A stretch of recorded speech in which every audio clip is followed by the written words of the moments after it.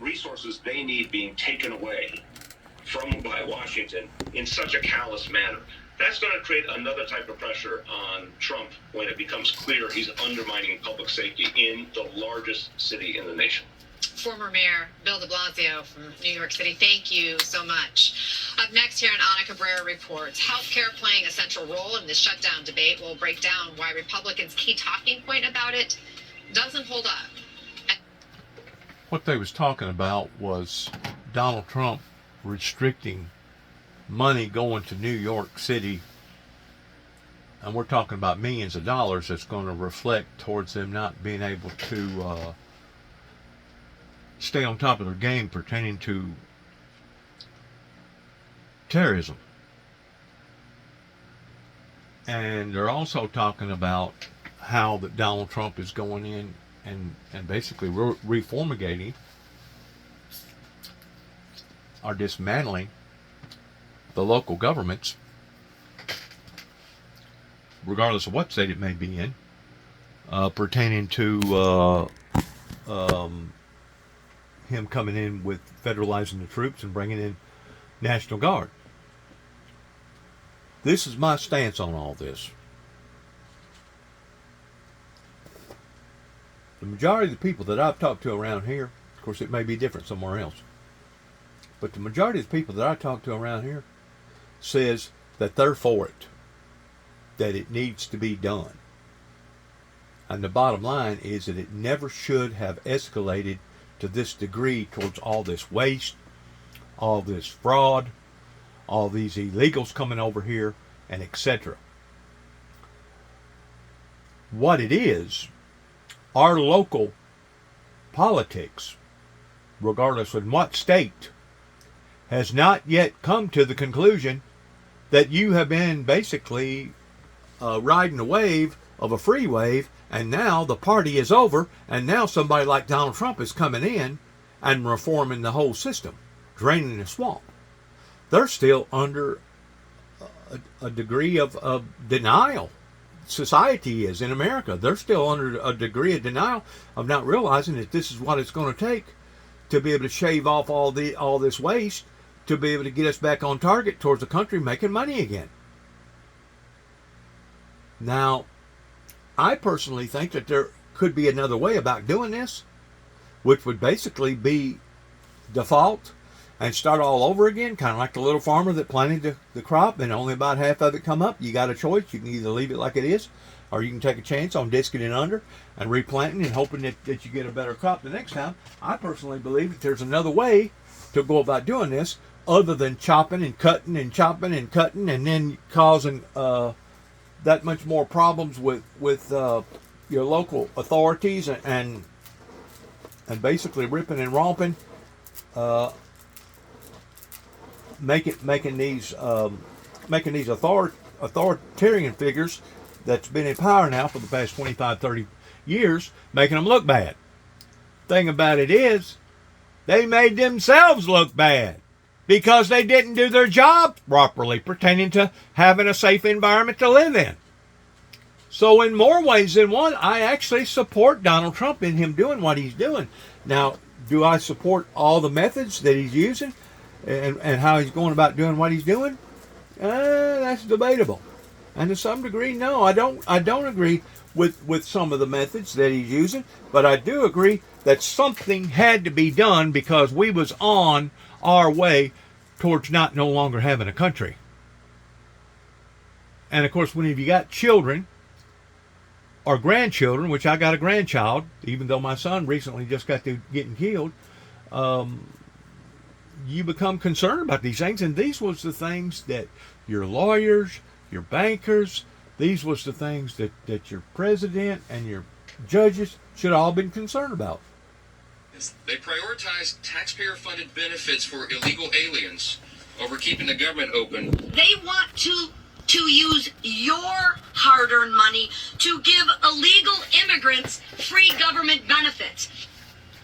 To be clear, this is not true. Undocumented immigrants are banned from federally funded health care programs, Affordable Care Act plans, and in turn, the tax subsidies the Democrats are fighting for. And joining us now is Chief Washington Correspondent for Kaiser Health News, Julie Well, Rubb. once more, whenever you're living in a society with all this misinformation, who do you believe? What do you believe? Things is going to get chaotic probably by this winter. Whenever you start seeing all these people that's being laid off right now and their unemployment running out, oh yeah, things are going to get chaotic.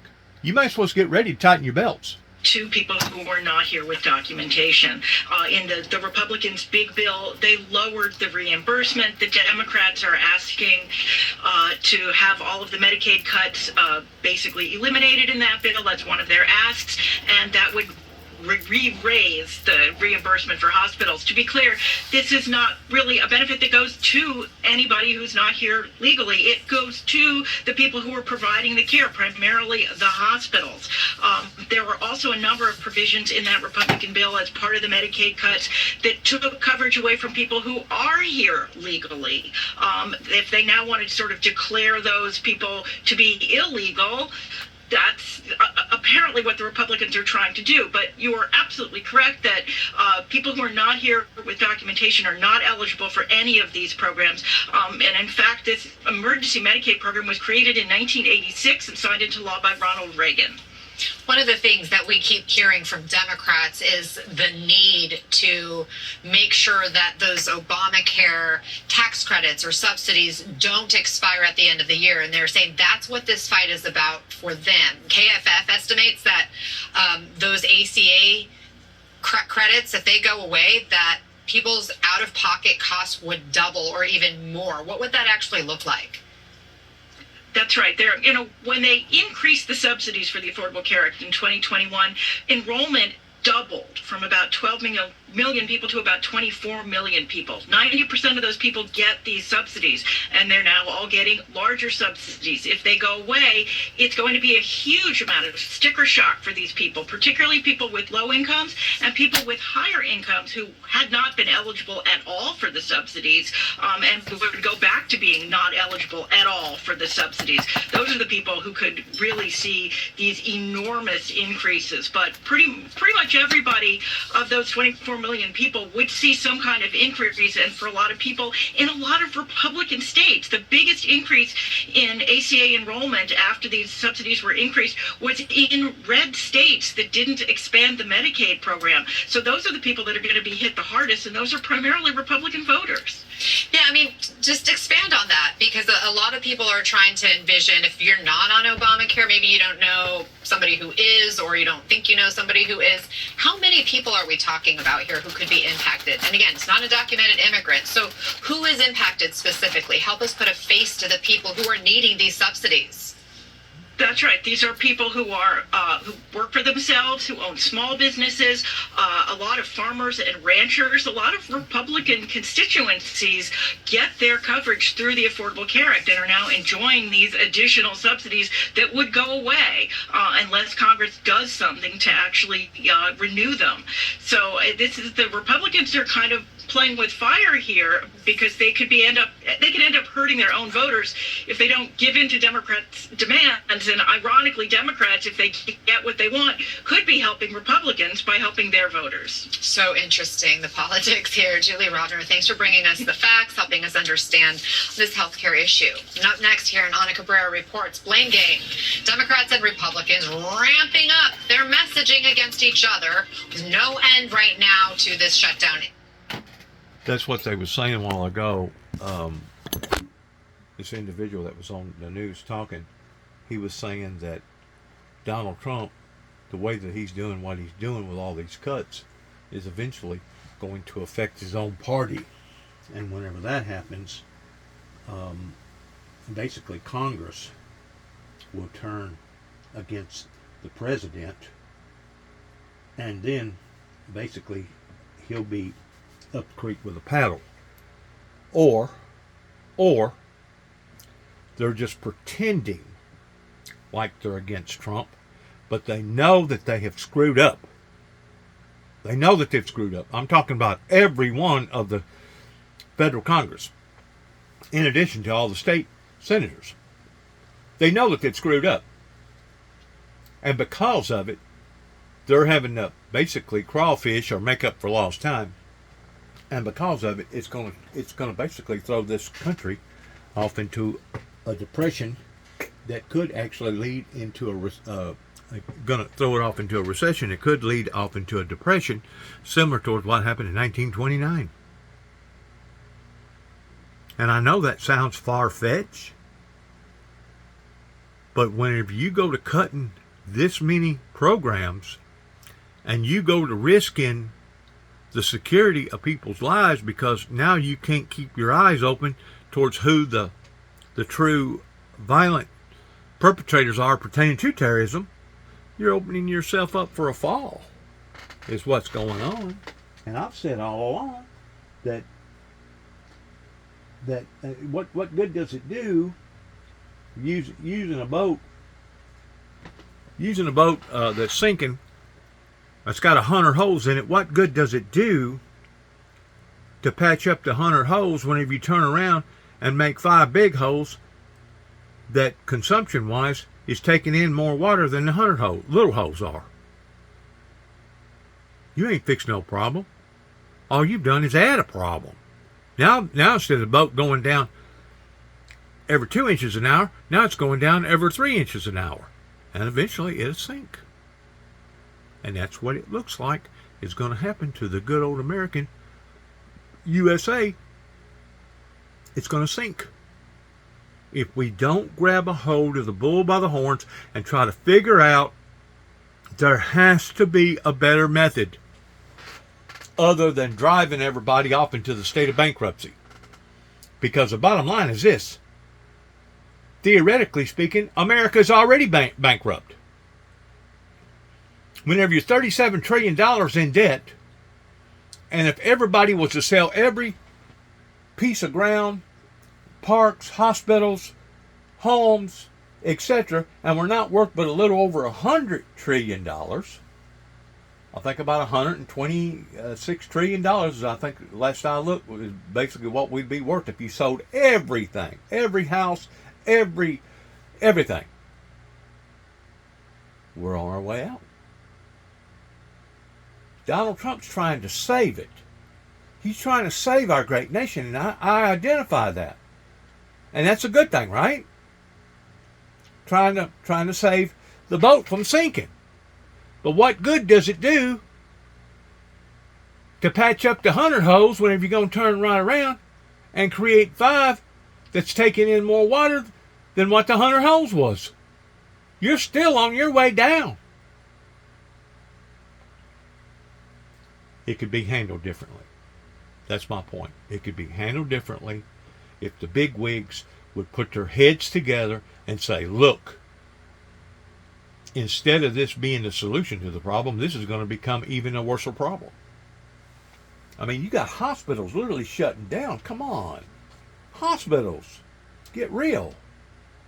Game is showing no signs of slowing down. Just in the last hour, we heard from House Republicans who once again pointed the finger at Democrats for this crisis. Here's what we heard from Speaker Johnson. And that's another BS. Real people are getting hurt. Veterans are not getting health care services.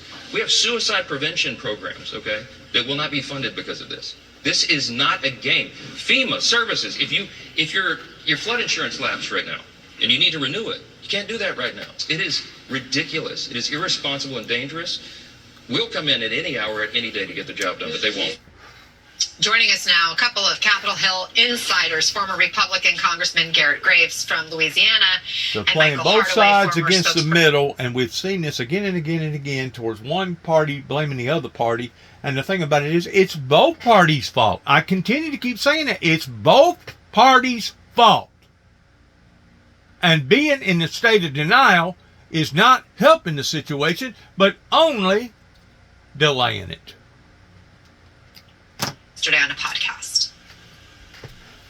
There are some good things that could come out of a shutdown, but there's pros and cons. It does give an opportunity to the power in charge, the president in charge, to make unilateral decisions that don't need a vote of Congress about which programs in the government are essential and which are not. Congressman, are you surprised to hear the Speaker of the House go there? I mean, isn't Congress supposed to have the power of the purse? Yeah, but I think this shutdown's a little different than what we've seen in the past. President Trump, to some degree, as well as the White House Office of Management Budget Director Russ Vought, I think that they're looking at this like an opportunity to demonstrate that the federal government is too big, too many people, costs too much money, too slow, too large, and they're going to prove that by having the government shut down, and I think to a large degree calibrating where the impacts are. So I think that this is a unique shutdown, and that the president is willing to use this to demonstrate that you can reduce the size of the federal government, and effectively Congress is giving him the right to do so. Yeah, is it surprising to you, Michael, that Congress would just sort of hand over its power like that? But this is how congressional Republicans have operated over the last 9 months. So it's no surprise because they have rubber stamped everything he's done. So that's not a surprise. I think I'm disappointed as someone who worked during the last shutdown in the House and someone who's also worked in the Senate in terms of how this has come together.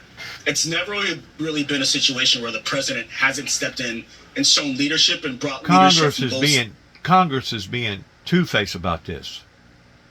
Why? Because the fault falls more so upon their shoulders than it does this particular president, because this has been going on now for the past 4 or 5 presidencies. Come on, folks, open your eyes. It seems like we're very far from opening the government, in large part because the president is not leading.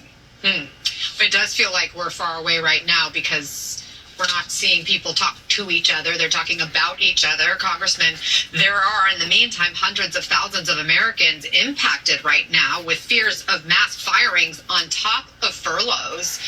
And here's what Republican Dusty Johnson of South Dakota had to say about that. President Trump's been very clear that he intends to follow through with these layoffs. I think there are going to be layoffs, but I think those layoffs will be designed not to impose harm on the American people, but they'll be layoffs that I think the administration thinks that over time will make the country stronger. There are some federal employees that shouldn't have jobs, though, Kristen. Not every single federal job is some sort of a birthright. Congressman, is that the message Republicans should be sending right now?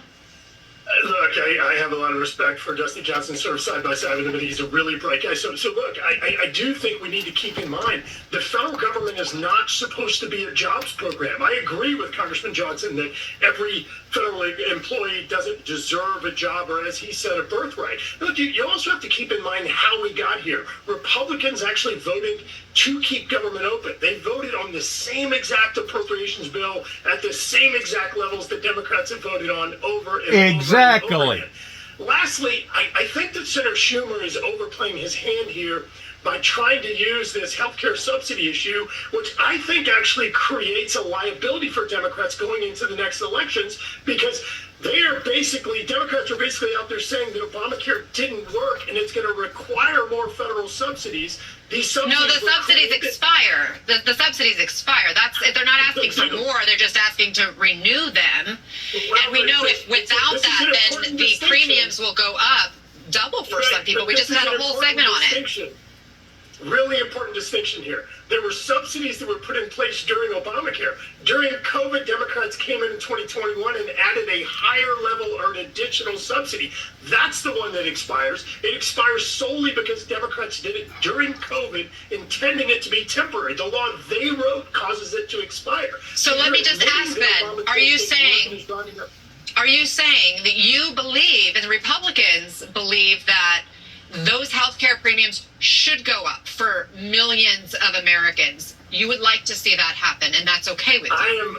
I am saying that Obamacare, that Democrats are proving and admitting that Obamacare didn't achieve the objectives of lowering healthcare costs. It's actually causing costs to go up for all Americans, which Republicans have opposed. Look, something that's bipartisan, and I'm sure Michael would agree, one of the things we've got to attack is bringing down healthcare costs overall. They've gone up way too much. They're unaffordable, and that's something that should have bipartisan support. But coming in and having the federal government spend $350 billion whenever Democrats cause this to be expired, it's an additional subsidy. I don't think it's the right hill to die on. Michael? Last night I was listening to Coast, and they had some guy on there that knowed his P's and Q's pertaining to the utility company, the way that they operate. The utility company at the end of the day, has to have a certain amount of money to be able to run.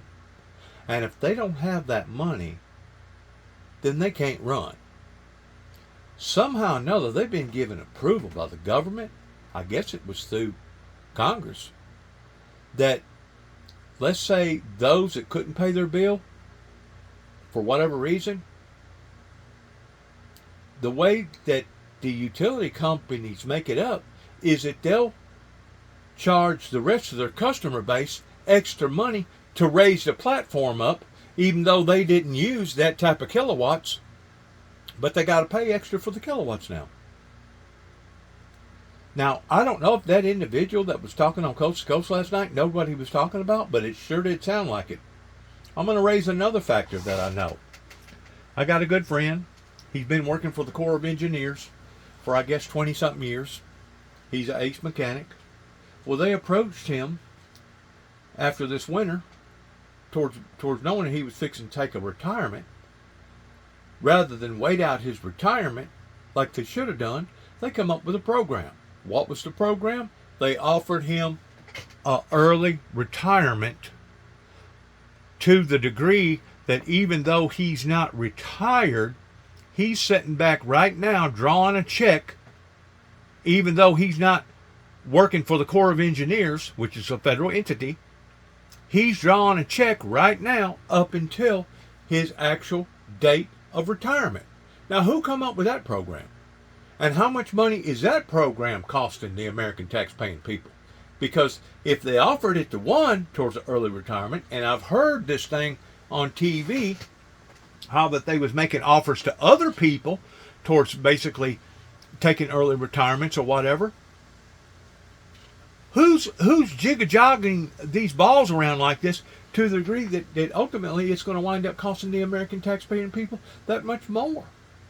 This is insanity in how that they're trying to do this. There's no doubt. We need to stop the boat from sinking. We need to stop the boat from sinking because, like Donald Trump said, that we won't have a government.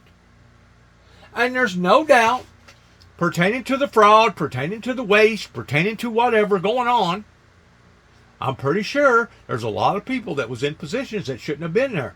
I'm pretty sure whenever it comes to Donald Trump and how that we was basically given billions, not millions, but billions of dollars to all these different countries while they was tariffing us.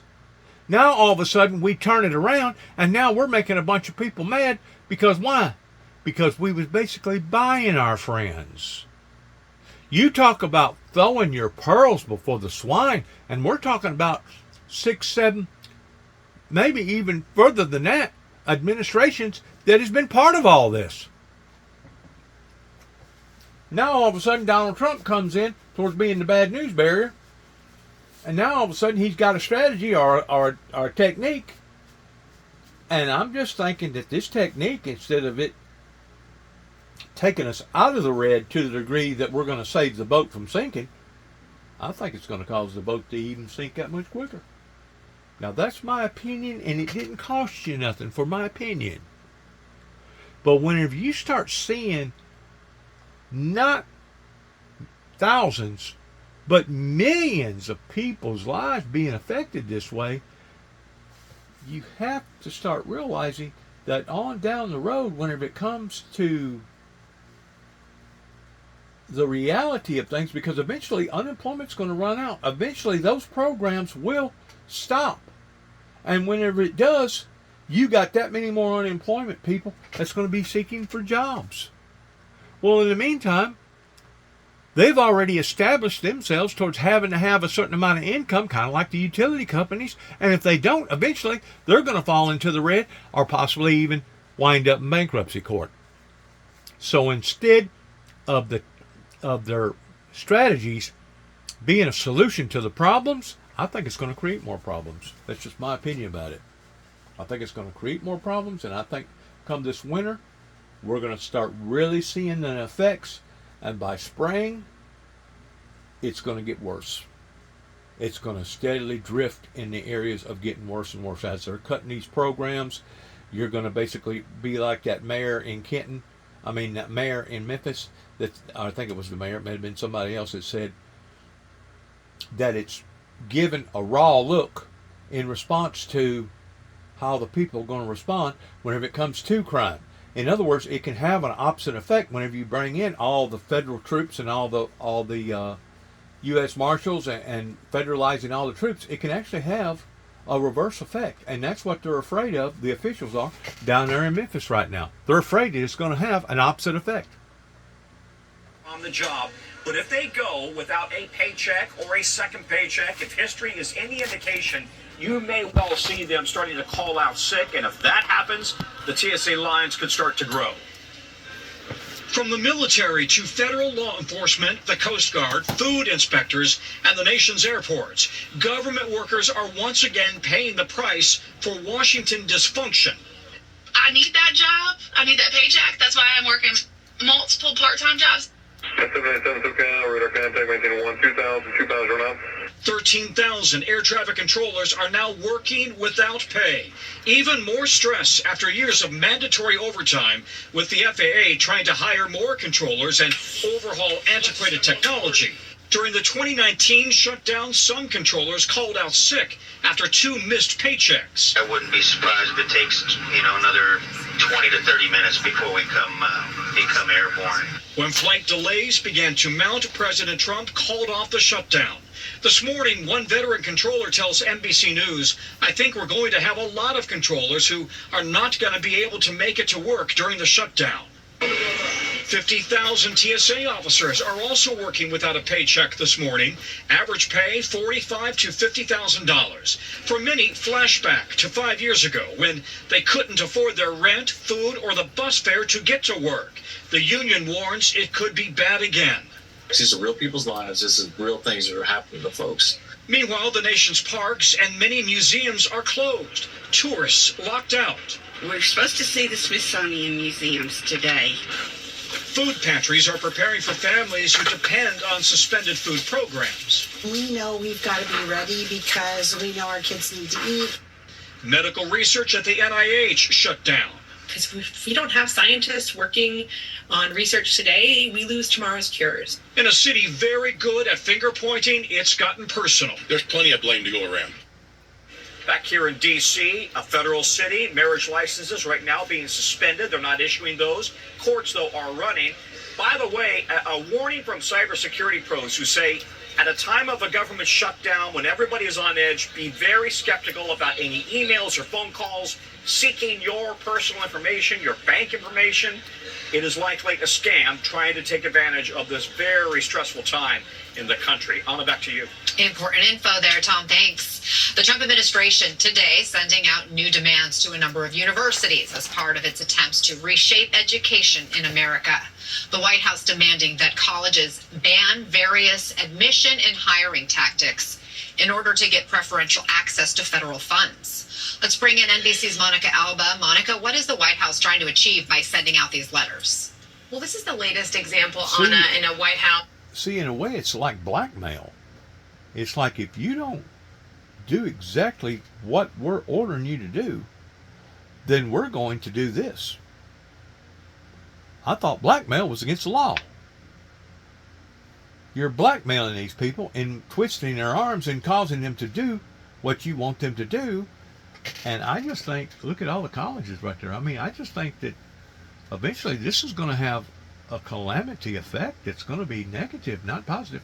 Is about securing potential settlements and trying to make some agreements in order to secure federal funding over issues that the Trump administration wants to see some of these universities address that we've been talking about for months with Harvard, for instance. That is still ongoing. But this new compact that the Department of Education tried to outline today in this letter, according to a White House official, says that universities, if they sign on to this, essentially get a competitive advantage. The administration does not plan to limit federal funding solely to schools that do sign on to this agreement, but they would be given priority for grants when possible, as well as invitations to White House events and discussions with officials. So some experts are looking at this and raising questions on to imply that if this is the initial overture and outreach to some of these schools. In a way, the same thing happened with the Obama era pertaining to the real estate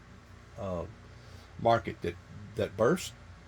that affected, I guess, a whole lot of car industries as well as the real estate market, that Donald Trump came on board real quick. I mean, not Donald Trump, excuse me. Mr. Clinton come on board real quick.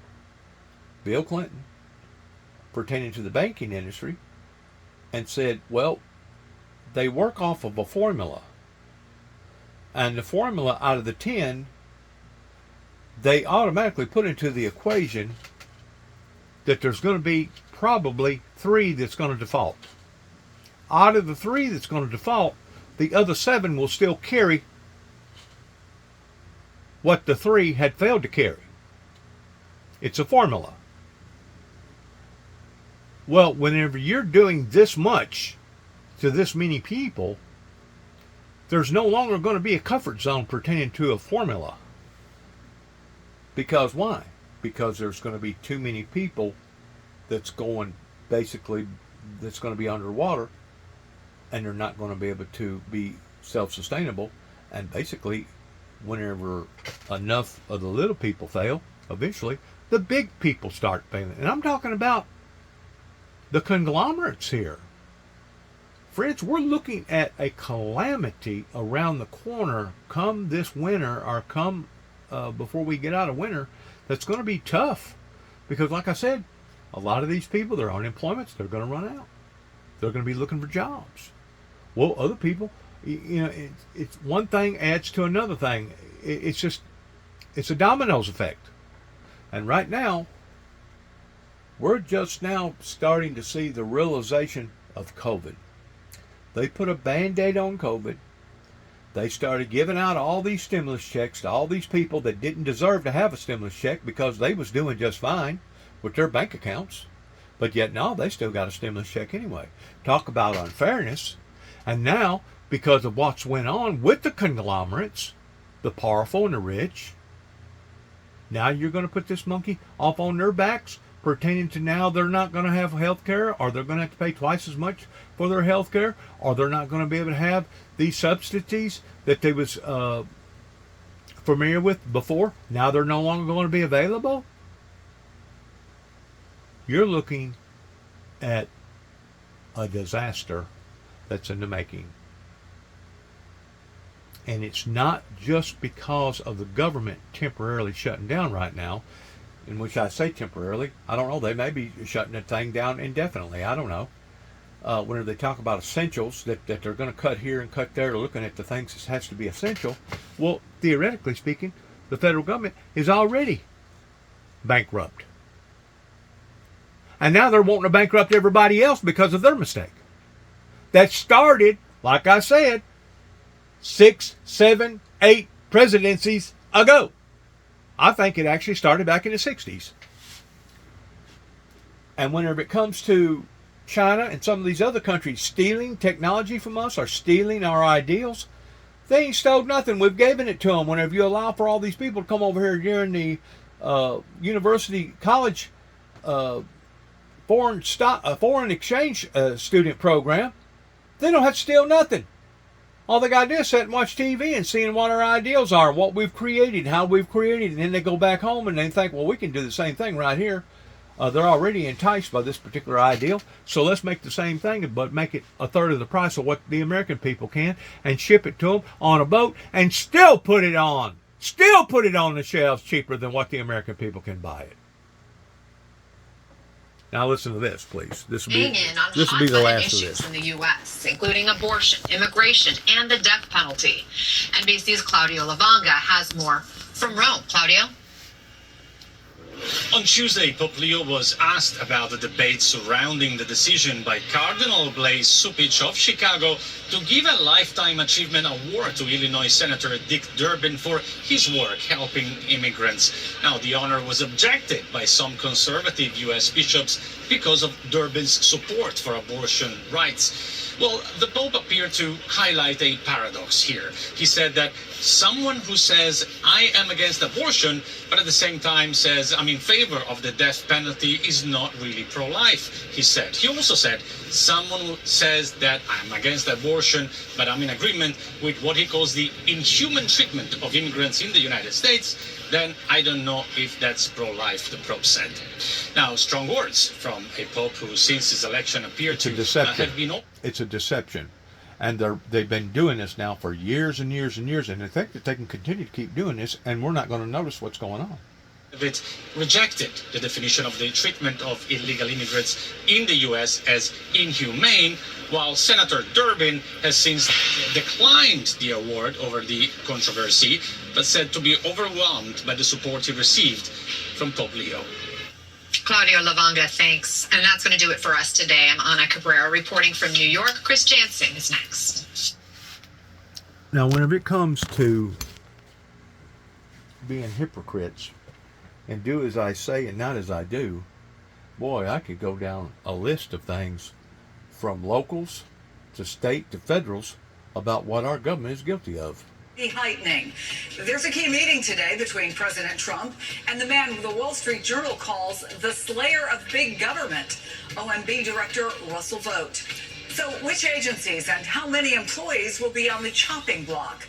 I'll talk to one House Republican on whether there's a way out, how, and when. And counting up how critical food programs and the tens of millions of Americans who rely on them could be impacted if the government shutdown stretches on. What one government employee who works on SNAP has to say, and how she and her colleagues are managing this moment. If I'm not mistaken, it was in the year 2009, whenever gasoline went as high as $5 a gallon. And I took notice back then because I was probing America during that time. The areas that will stay afloat ordinarily will be either your university and colleges, or it will be your military personnel. If there's a military in your town, odds are the money's still going to be flowing, so the economy's still going to be halfway doing suitable.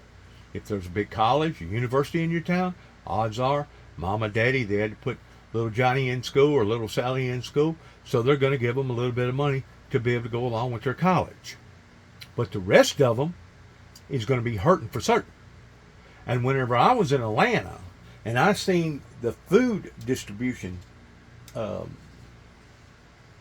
nonprofits that had popped up everywhere towards trying to take care of over 5 million people in the metro Atlanta area, I knew then, hey, this is serious. And this was shortly after that Obama burst that happened. Well, we're going to be looking at the exact same thing. Because like I said, eventually the people that's taking a layoff right now, eventually you don't stay laid off forever. Eventually that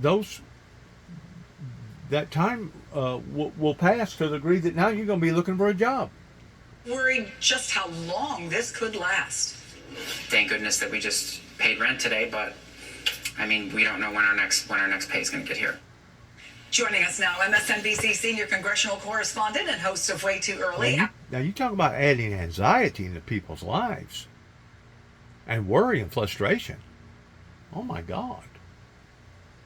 This tops it. Even know where he's focusing or what's likely here? Well, we know where he's focused already. We don't know what the cuts in the future are going to look like, but it's clear that Vought is using his role as OMB director as a way to increase the pressure and leverage of the federal government on congressional Democrats. For instance, we saw that some of the earliest projects he talked about seeing canceled were infrastructure projects funded by the federal government in New York City and in that surrounding area.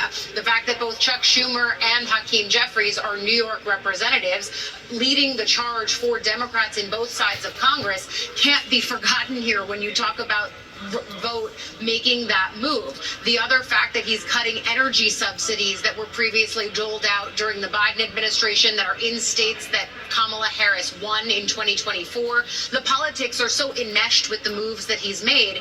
And again, it's a sign of the way that the federal government is doing leverage in political negotiations in a way that we have frankly never seen before in these kinds of shutdown Blackmail. All of us have covered too many of these, I would argue, in the recent past. And the way that the federal government from Vought with these potential funding cuts all the way through the way agencies are even communicating about the shutdown. I've done some reporting with our colleagues here about multiple agencies that have put out email guidance that directly blames Democrats. Some websites are putting out public-facing messages that quote the radical left is shutting down the government. All of that is not the way that taxpayer-funded entities are supposed to be communicating. There's a little thing called the Hatch Act, which might seem quaint given the way that some typical traditional rules are flaunted in this town these days. But multiple lawmakers that I've spoken to on the Democratic side, ethics lawyers, say that there are likely violations happening here, to the point where I broke the news this morning that the top Democrat on the Oversight Committee is now inquiring with the Office of the Special Counsel, saying you really need to look into this because I don't see how it's anything other than a Hatch Act violation. So multiple points of pressure and leverage from Republicans at all levels of government. And Peter, to go back to the president, he actually thanked Democrats for the, quote, unprecedented opportunity to make these cuts. But Kentucky's Democratic governor, Andy Beshear, says not so fast. If he fires a bunch of people, it's not because Democrats wouldn't reach a deal. It's because the president decides and actually fires people. People aren't a negotiating tool. They are not a prop. And that's how he's treating these families. So it looks like they're talking about heading toward, Peter, firings. The question is, did the shutdown cause the firings, or were they just an excuse? It would be no different. Let's say that I had evidence that a man was cheating on his wife, and I knew that this man had money. And I approach this man, and I say to this man, hey, I've seen you down here at this hotel, and I've seen you over here, and I've seen you over here, and here's some pictures to prove what I got right here pertaining to the evidence against what you're doing. Now, if you agree to give me $50,000, I'll take this evidence and I'll rip it up and I'll tear it up, and you won't never have to hear or see anything about me again. That's called blackmail. That's called blackmail. Whenever you force people to do something against their own personal will. And that's basically the technique that Donald Trump is using right now. Now, he's going to come back. His party's going to come back and say, well, look, the people mandatively voted me back in power for me to take care of these problems, and I'm going to take care of these problems. Or they're going to come back and say, look, reason why that we're federalizing the troops and we're bringing in the National Guard is for the safety of the American people. That's what they're going to throw back. Okay? But in reality, did the people actually vote this in for this to be done and handled this way? Is going about doing some of the things that he's doing, just like that person that was talking down there at Memphis, is it going to give forth the wrong images to the public? He's trying to go through these contortions to justify what he's doing. But I think his members, I think a lot of these rank and file Democrats are looking for an off-ramp. Is the off-ramp likely to be somebody blinks and the other side gets? You know what the off-ramp is? Face it. You screwed up. You let it go too long, Northwest Tennessee. Face it, Dresden, Tennessee, Kenton, Tennessee, and the surrounding areas. You played it too long. And now it's obvious that it was wrong. Once more, President Putin said, we have been cheated. And it wasn't just the Russian people that got cheated, but the whole world, pertaining to what has went on, pertaining to this government church conspiracy, where two or more shall come together in the same idea or the same thought. That's basically a conspiracy. You was working against the person or the ministry that spearheaded peace and utopia. And you wonder now what's going on? Quit wondering. The fault falls upon to the feet of those that has sat idly by. They had their education. They knew how to read the Bible, interpret it the same way as I did. And they've fattened their pockets. They've fattened their pockets. And there's no doubt those people that's got the fat pockets, those will be the people that will be affected at the last. But right now, you're going to have so many different people that's being affected on the front end versus the last end. I don't know that they're going to be able to take the pressure. I don't know that Northwest Tennessee is going to be able to take the pressure, especially whenever you have corrupt judges and corrupt attorneys and corrupt probation officers and corrupt whatever that's running the show around here. I don't know that they're going to be able to take the pressure from the world, in generally speaking, Kenton, Tennessee. From the world. Because this is going to lead into a disaster. And I hope to God that the Neal family over in Kenton, Tennessee, I hope to God that Tommy Moore, pertaining to the judge over in Dresden, Tennessee, I hope to God that the ex-chief over in Martin, Tennessee, David Moore, and Mike Wilson and Tommy Thomas, I hope to God that they can live with themselves pertaining to this that's went on. Because it's going on. The reality of this is going on, and it's only going to get more realer as it goes on. And like I said, whenever enough of the small fish basically fall through the cracks to the degree that the big fish don't have nothing else to depend upon, guess what's going to happen to the big fish? The big fish starts eating on the other big fish, and eventually they'll dissolve too. So there's no doubt the trial and error that Donald Trump is using right now is going to be a failure. And there's no doubt the people, not just in Northwest Tennessee, but the people generally speaking in America, are still in denial. They're still anti-Judaist. They're still anti-windmill missions against peace and utopia. Now, they'll tell you that they're in it to win it, pertaining to the betterment of the good, pertaining to the safety and the well-being of the American people. But look at how many people fatten their pockets. If you look it up right now, and how many millionaires that there are in America, it's overwhelming. And how many people has taken advantage of this situation. In the meantime, Dennis James Jackson just got through losing a son.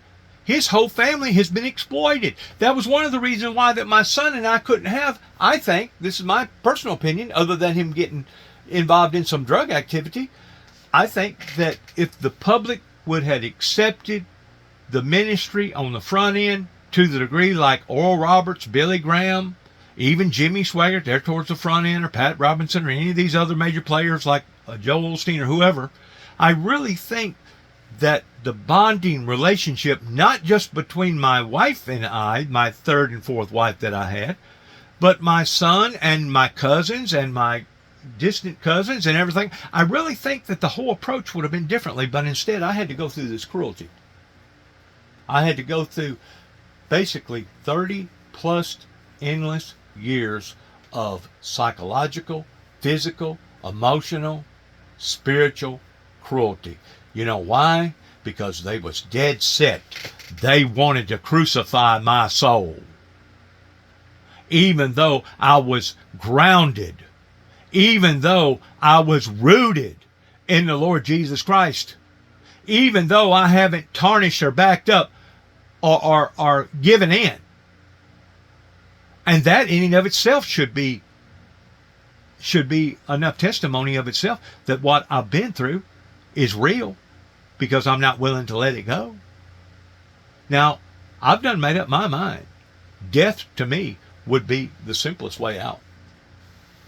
But see, they don't want to do that to me, because if they do that to me, then they're going to turn me into who? Another Martin Luther King or another Charlie Kirk. See, they don't want to do that to Dennis Jackson. They rather let it fester. Well, in the meantime, I just got through listening this morning, and maybe last night, regarding the agriculture communities are suffering right now immensely because of all the high prices. And you know, whenever you have a combine tire or a tractor tire go out, it's no longer $400 or $500. It's more like $1,400 or maybe even $2,700 just for a tire. Well, guess what? Tires wear out on tractors and combines just like they do on cars. In addition to all the prices of everything that's went up, in addition to not getting the standard crop prices for their yields, even though they may have gotten a decent yield, if you don't get a decent price, you're still in the red. You're still below the water. This thing, my friends, is beginning to come to a head. Kind of like boiling water. You know, as you're boiling water, you'll see it start bubbling a little bit before it actually comes to a head. Well, that's what we're seeing. We're seeing the repercussions of this denial, of this movement, this resistance movement that began in 1988, whenever 9 tapes went to the White House. We're starting to see it's starting to come to a boil.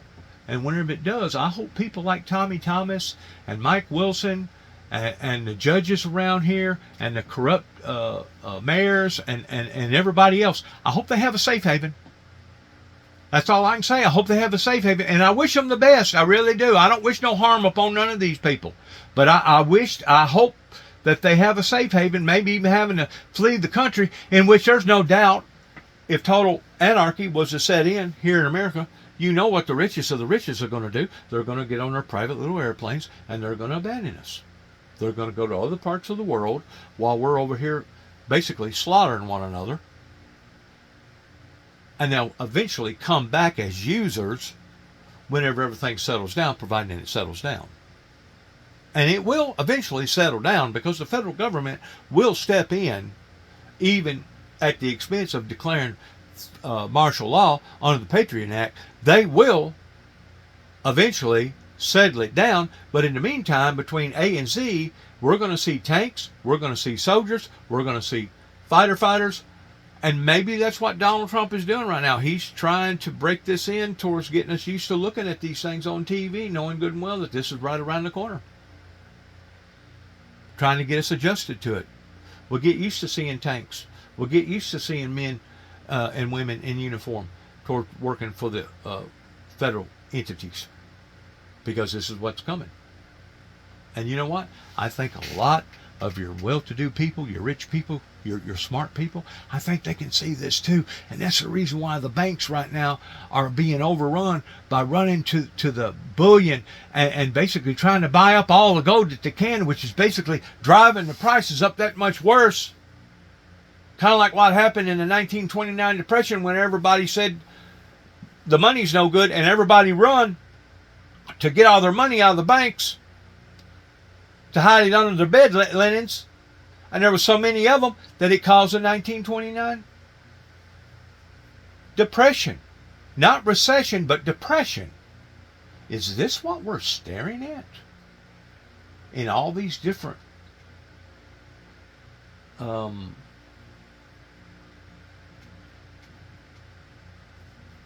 formulas coming together in the form of a perfect storm? Is this what we're looking at? Could very well be. And you know, whenever it talks about a great sword in the Bible, I've always wondered, well, what's going to make this sword great? Is it going to be the type of material that it's made out of, towards it costing over $100,000 for this sword? What's going to make this sword great? You think maybe it's got something to do with what we could be staring down both barrels of, pertaining to the two witnesses, that now eventually, regardless whether people want it or don't want it, regardless whether they wanted to hate me or love me or support me, that eventually I will have that center stage of that limelight that I should have had going back into 1989, that I tried so desperately to reveal to not only the politicians but to the church members.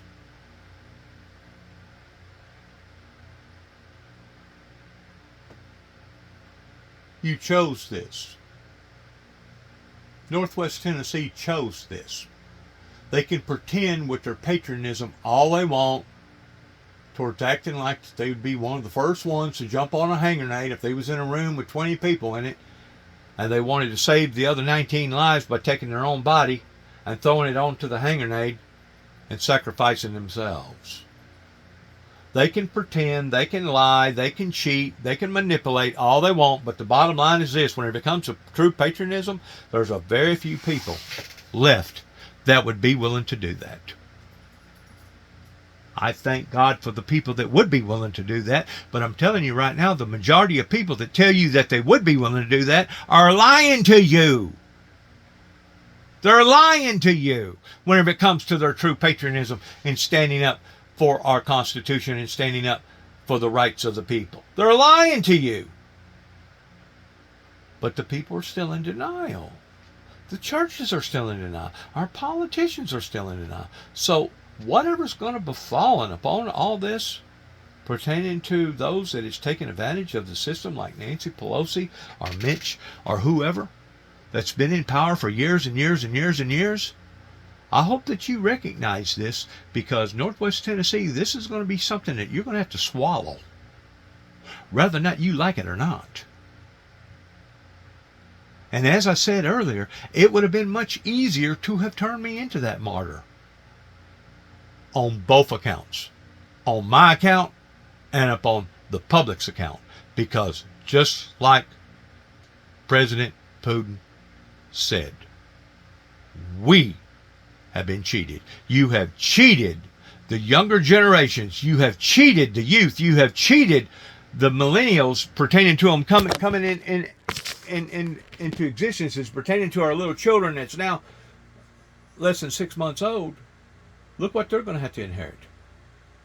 Look what they're going to have to inherit, Kenton, Tennessee. Look what they're going to have to inherit, Martin, Tennessee. Look what they're going to have to inherit, Dresden, Tennessee, and the surrounding areas in these counties. Look what they're going to have to inherit. Who's guilty of that? Was it Dennis Jackson that stood up for the teachings of Christ?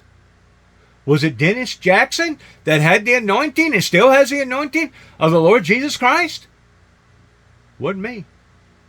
Wasn't I. So it's time to start calling a duck a duck. If it quacks like a duck, walks like a duck, sounds like a duck, it's a damn duck.